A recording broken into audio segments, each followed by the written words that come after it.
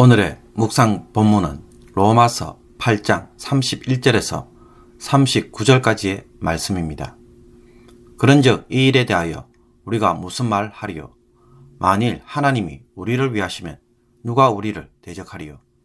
자기 아들을 아끼지 아니하시고 우리 모든 사람을 위하여 내주시니가 어찌 그 아들과 함께 모든 것을 우리에게 주시지 아니하겠느냐? 누가 능히 하나님께서 택하신 자들을 고발하리요? 어렵다 하신 이는 하나님이시니 누가 정죄하리요? 죽으실 뿐 아니라 다시 살아나신 이는 그리스도 예수시니 그는 하나님 우편에 계신 자요 우리를 위하여 간구하시는 자시니라.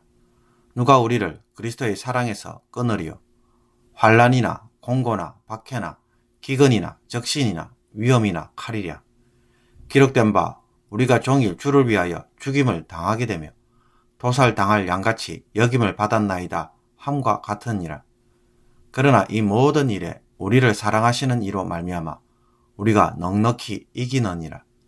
내가 확신하노니 사망이나 생명이나 천사들이나 권세자들이나 현재 일이나 장래 일이나 능력이나 높음이나 깊음이나 다른 어떤 피조물이라도 우리를 우리 주 그리스도 예수 안에 있는 하나님의 사랑에서 끊을 수 없으리라. 아멘. 지난 3일간의 말씀을 통해 기도에 대한 여러분의 정의가 좀 바뀌어졌습니까?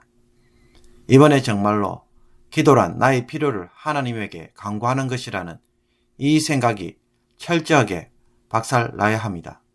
하나님 중심의 기도, 하나님과 교제하는 기도, 말씀 중심의 기도, 하나님의 것이 내 것이 되도록 은혜의 통로로 주신 것이라는 이 말씀이 여러분의 심령에 혁명적인 변화로 역사되기를 간절히 원합니다.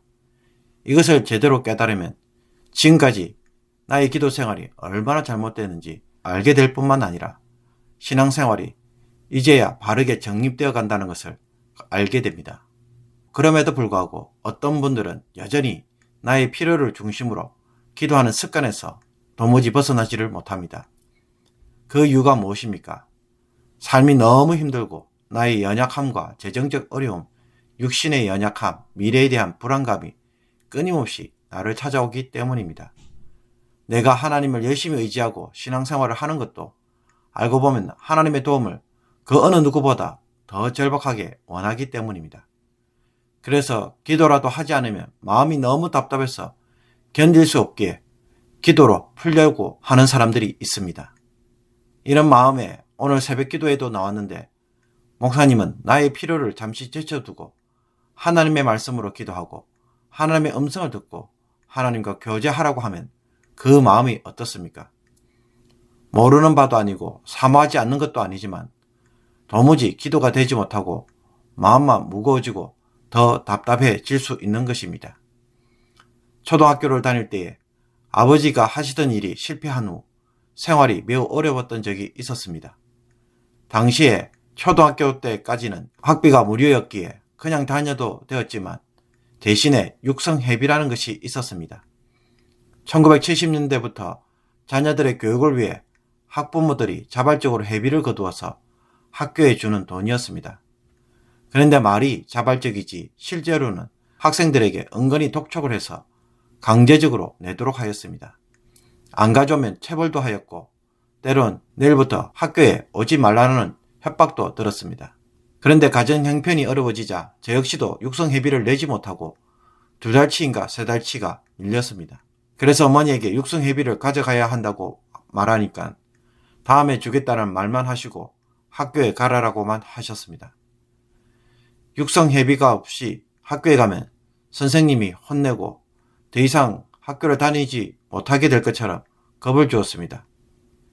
그런데도 학교에 계속 가라고 하니 한 번은 육성회비를 안 주면 학교에 안 가겠다고 때려쓰자 어머니가 마당에 있던 수수단을 보고는 그것으로 저를 때리셨던 적이 있었습니다. 그렇게 맞고 울면서 억지로 학교를 갔던 일이 당시 저에게는 너무나도 가슴 아프고 힘든 일이었기에 지금도 그 장면과 그 감정들이 그대로 남아 있습니다. 그런데 이런 심정 속에서 누가 와서 하나님 중심의 기도를 하세요. 하나님과 대화를 하는 기도를 하세요 라고 하면 어떻습니까? 한숨만 나오게 될 것입니다. 기도 자체가 되지 않습니다. 이 마음의 근심부터 풀어야 하는데 안 풀리고 가슴에 맺힌 상태 속에서 기도가 되겠습니까? 하나님, 제발 이 문제부터 해결해 주시면 그때 좀 더 주님이 원하시는 기도를 해보겠습니다. 당장 이 문제부터 해결해 주세요. 이 마음의 근심부터 풀어주세요. 이런 기도를 먼저 하지 않겠습니까? 이 문제가 해결되기 전까지는 그런 한가로운 기도는 꿈도 꾸지 못한다는 것입니다. 그러므로 우리가 하나님 중심의 기도를 하지 못하는 보다 근본적인 이유는 당장 필요로 하는 문제들에 우리가 너무 매여 있다는 것입니다. 이것이 마음에서 해결되기 전까지는 한 발자국도 더 나가지 못하는 것입니다. 그러나 오늘 본문을 자세히 읽어보십시오. 사도 바울은 만일 하나님이 우리를 위하시면 누가 우리를 대적하리요? 누가 능히 하나님께서 택하신 자들을 고발하리요? 누가 정죄하리요? 누가 우리를 그리스도의 사랑에서 끊으리요? 라고 아주 큰 목소리로 외치고 있습니다. 그래서 하나님이 이처럼 우리를 위하시기 때문에 이 세상에 그 어떤 것들도 우리를 대적하지 못하고 고발하지 못하며 정죄하지 못하고 그리스도의 사랑에서 끊을 수 없다고 말합니다. 여기에는 사망이나 생명이나 천사들이나 권세자들이나 심지어 현재일이나 장래일이나 능력이나 높음이나 깊음이나 다른 어떤 피조물이라도 우리를 우리 주 그리스도 예수 안에 있는 하나님의 사랑에서 끊을 수 없다라고 사도 바울은 아주 강력하게 확신합니다. 세상에서 죽임을 당하게 되며 도살당할 양 같은 상황에 있을지라도 전혀 두려워할 필요가 없다는 것입니다. 그러므로 우리가 예수 그리스도로 말미암아 하나님의 자녀가 되는 순간 어떤 일이 벌어지고 있는지 자세히 보십시오. 하나님이 절대적으로 책임져 주는 관계로 바뀌어집니다. 하나님의 사랑으로 인해 어느 누구도 함부로 손을 대지 못하는 자가 됩니다. 이것이 바로 하나님의 자녀가 된 특권입니다. 하늘이 무너져도 솟아날 구멍이 있는 것이 성도라는 것입니다. 이런 우리가 기도를 하지 않았다고 망할까요? 문제가 풀리지 않을까요? 천만의 말씀입니다. 하나님의 사랑에서 우리를 끊어낼 수 있는 것은 아무것도 없습니다. 보세요. 우리가 기도하지만 어떤 때는 내가 무엇을 구해야 할지도 모를 때가 있습니다. 상황 분별이 되지 않아서 겁을 먹고 주저앉아 울기만 할 때가 있습니다. 그래서 아무것도 구하지 않았으니 하나님이 그냥 내버려 두시겠습니까?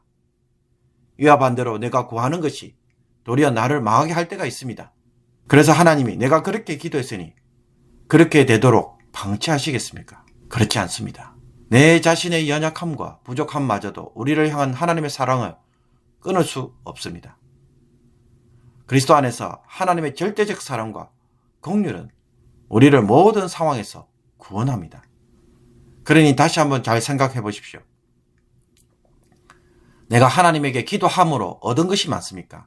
아니면 기도하지 않았는데도 얻고 누린 것이 더 많습니까?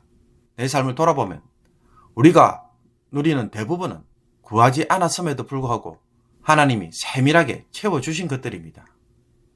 내가 구하는 것만 주셨다고 하면 지금 내가 누릴 수 있는 것이 몇 가지나 되겠습니까? 기도한 것만으로 산다면 나는 지금 거지처럼 살아야 합니다. 기도를 해야만 얻을 수 있다면 내가 이렇게 생고생하는 것은 기도하지 않는 탓이고 부자는 기도를 많이 했기 때문에 부자가 되었다고 말해야 할 것입니다. 맞는 말입니까? 아니잖아요. 부자가 매일 새벽 기도를 해서 성공하고 엄청난 돈을 벌었다는 이야기를 여러분은 들어보셨습니까? 만약 이 말이 맞다면 기도라는 것이 도대체 어떤 것입니까? 오늘 본문을 잘 묵상해보면 기도하면 이 모든 것을 줄게 라는 방식으로 말하지 않습니다. 자기 아들을 아끼지 아니하시고 우리 모든 사람을 위하여 내주시니가 어찌 그 아들과 함께 모든 것을 우리에게 주시지 아니하겠느냐. 그러니 그 다음 질문이 무엇입니까? 하나님이 너를 이렇게 사랑하시고 돌보신다면 도대체 너는 무엇을 해야 하겠니? 나의 필요를 다 하시고 내가 구하지 않는 것까지 주시고 내가 생각하는 것보다 더욱 이루시는 하나님의 은혜 앞에서 내가 무엇을 간구해야 합니까? 이런 우리가 간구해야 할 것은 오직 하나입니다. 하나님입니다. 하나님은 우리가 하나님으로 인하여 즐거워하고 하나님의 도우심으로 평안을 누리고 하나님과 교제를 하면서 인생의 문제들을 나의 구원을 성취하는 일로 처리하기를 원하십니다. 하나님과의 사귐의 기도를 통해 하나님의 위대하심과 영광과 선하심에 눈이 열리고 하나님에게 먼저 초점을 맞추도록 하십니다. 매일의 삶에서 끊임없이 자기만 쳐다보고 자기 문제에만 허덕거리는 우리들에게 이제는 하나님에게 제발 눈을 돌리라고 말하고 있는 것입니다. 내가 원하는 대로 이루어지지 않는 것에 대해서도 지나치게 걱정할 필요가 없습니다. 하나님을 가까이 하면 하나님이 얼마든지 그 상황을 뒤집어 놓으시고 나의 실망을 기쁨으로 바꿔 놓으십니다. 하나님에게는 실패라는 것은 없습니다. 절망이라는 단어도 없습니다. 하나님은 역전의 하나님이십니다. 최후의 순간까지 하나님이 어떻게 일하실지 아무도 모릅니다. 끝에 가봐야 모든 것이 끝이 나고 하나님이 반드시 찬양을 받으십니다. 그러니 내 뜻대로 되지 않는 현실에 내가 앞서 걱정하고 집착해봐야 마음고생만 할 뿐입니다. 사랑하는 성도 여러분, 하나님을 바라보는 것에서 이제 답을 찾기를 바랍니다. 하나님을 만나고 하나님과 교제하는 것에서 이 모든 은택과 은혜가 내 것으로 주어진다는 사실을 깨달을 수 있기를 원합니다.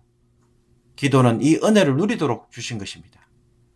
아무것도 염려하지 말고 하나님의 평강이 우리의 마음을 주장하도록 기도하는 것이 우리가 예수 그리스도 안에서 해야 할 기도의 출발점입니다. 평안한 마음으로 하나님에게 사랑을 고백하고 하나님에게 감사하고 찬양하며 하나님의 성품과 하신 일들을 기도로 즐기시기 바랍니다. 제발 하나님의 임재에 더 깊이 들어가십시오.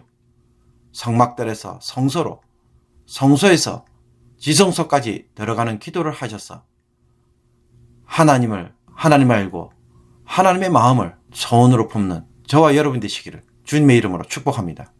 기도드리겠습니다. 모든 영광과 존귀와 찬양을 받으시기에 너무나 합당하신 하나님 아버지, 우리를 얼마나 사랑하시는지 우리의 눈이 열리게 하옵소서. 우리의 마음에 이제는 평안이 임하게 하옵소서. 삶의 근심과 연약함에 갇혀 하나님의 구원을 잊고도 거지처럼 사는 자들이 되지 않게 하여 주옵소서. 하나님의 사랑 안에서 그 어느 누구도 우리를 끊을 수 없고 우리를 막을 수 없으며 자기 아들을 주신 하나님께서 그 모든 것을 주실 것이기에 이제는 세상을 구하는 것이 아니라 하나님을 구하는 기도를 하게 하여 주옵소서. 하나님이 우리의 심령에 다시 한번 굳게 세워지게 하옵소서. 하나님을 진심으로 찬양하고 경배하는 자들이 되게 하옵소서. 하나님이 나의 기도가 되므로 변화된 나를 통하여 하나님의 일들이 시작되게 하여 주옵소서. 예수 그리스도의 이름으로 기도하옵나이다. 아멘.